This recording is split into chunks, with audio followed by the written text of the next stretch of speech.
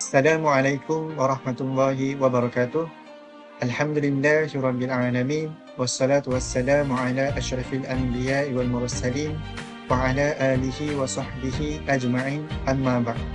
Nama diberi Zulhilmi bin Muhammad, nombor metrik 054599, pelajar ijazah sarjana muda pengajian Islam Syariah semester 7 dari Universiti Sultan Zainal Abidin.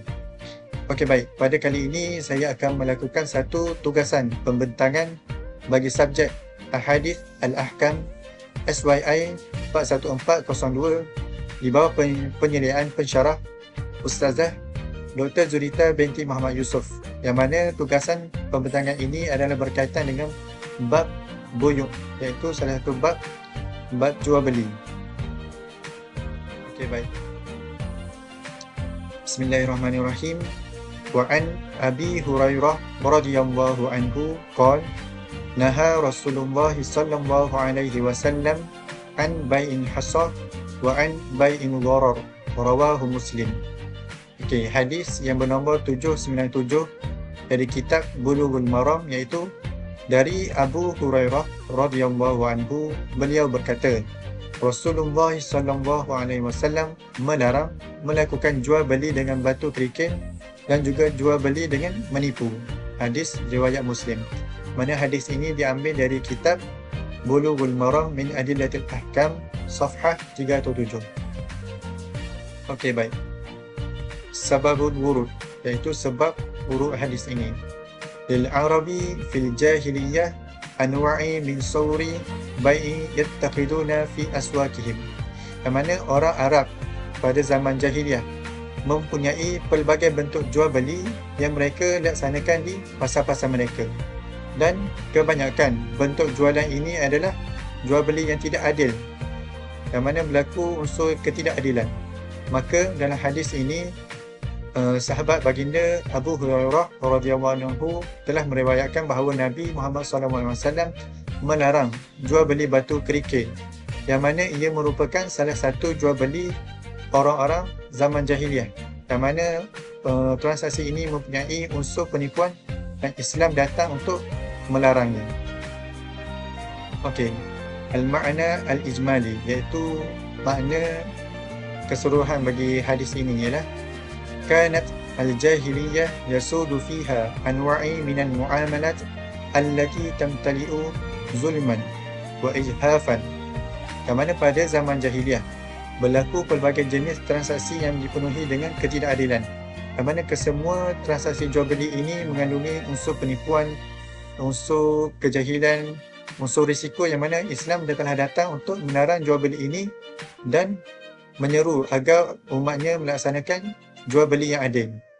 Antara transaksi yang mempunyai unsur penipuan adalah salah satunya adalah jual beli dengan batu kerikil, yang mana ia mempunyai pelbagai jenis, yang mana antaranya sebagai contoh, an yaqulu al-ba'i lil mushtari haramu hadhil hasah, iaitu seorang penjual kata kepada pembeli, lemparlah batu kerikil ini, sekiranya ia terkena pada baju yang mana yang dijual, maka ia akan menjadi milikmu. Ataupun seorang ini menjual kambing, yang mana dia berkata, lemparlah batu ini, kambing mana yang terkena lemparan batu ini, maka ia dijual kepadamu. Ataupun juga sebagai contoh, seorang ini menjual tanah, yang mana luas tanah yang dijual itu berdasarkan lemparan akhir batu kerikil tersebut. Seterusnya ialah tahlilul lafzi.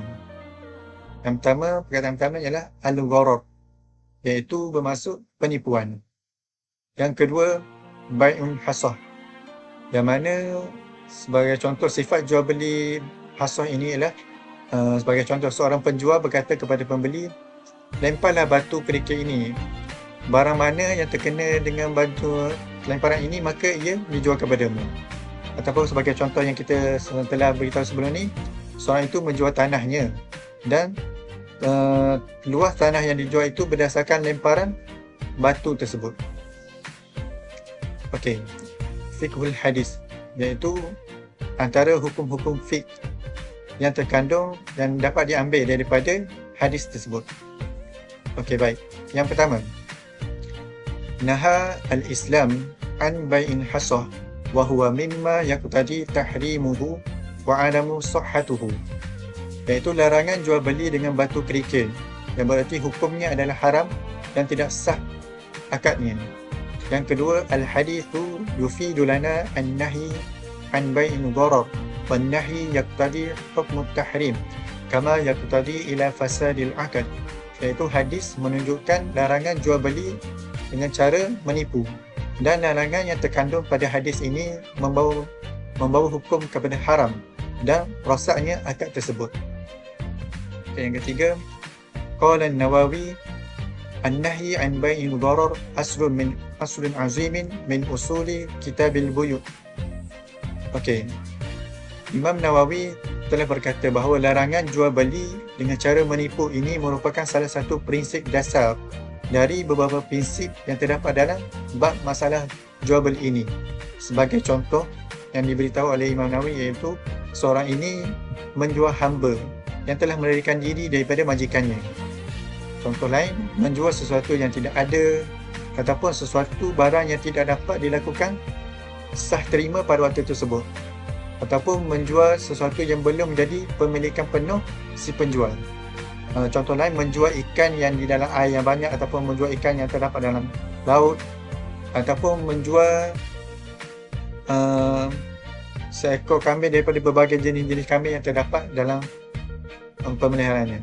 Dan semua perkara ini, jual beli ini adalah jual beli yang batil kerana ia mempunyai unsur penipuan.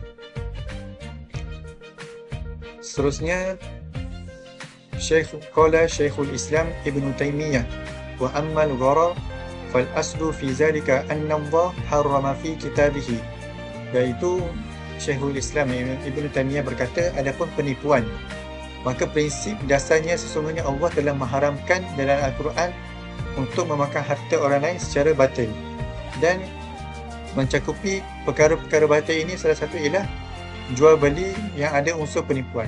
Contohnya, jual beli buah-buahan yang belum matang, ataupun jual beli dengan cara menyentuh ataupun terkena sasaran, yang mana yang kita sebut tadi, jual beli dengan batu kerikil tersebut. Yang mana jual beli penipuan ini ada 3 jenis, iaitu yang pertama, jual beli barang yang tidak ada, seperti contohnya menjual anak lembu, tapi pada proses penjualan tersebut anak lembu tersebut masih janin dan berada dalam kandungan. Yang kedua, jual beli barang yang tidak dapat disah terimakan. Sebagai contoh, seorang ini menjual ayam liar yang terdapat di dalam hutan, mana ayam tersebut tidak ada dengan dia, tapi dia menjual ayam tu, padahal pada masa sama ayam tu berada dalam hutan dalam keadaan liar. Yang ketiga, jual beli yang tidak diketahui sama sekali. Sebagai contoh, jual beli suatu barang yang kita tidak tahu sifatnya, sama ada ukurannya, jenisnya, bentuknya, warnanya. Itu adalah jenis ketiga bagi jual beli yang ada unsur penipuan. Al-Maraji', iaitu semua rujukan bagi hadis ini dan syarah hadis ini, syariah hadis akam ini, yang pertama iaitu kitab Bulughul Maram min Adillatil Ahkam oleh Syekh Ibn Hajar Al-Asqalani. Yang kedua, kitab Tawdihu Al-Ahkami min Bulughil Maram, iaitu salah satu kitab syarah kepada kitab Bulughul Maram oleh Abu Abdurrahman Abdullah bin Abdurrahman bin Saleh bin Hamid bin Muhammad bin Hamid bin Ibrahim Al-Bassam At-Tamimi. Wallahu alam, syukran jazilan. Sekian saja pembentangan dari saya. Apa yang lemah itu, apa yang kurang itu datang daripada kelemahan diri saya. Apa yang baik itu datang daripada Allah Subhanahu Wa Taala. Wallahu alam. Assalamualaikum warahmatullahi wabarakatuh.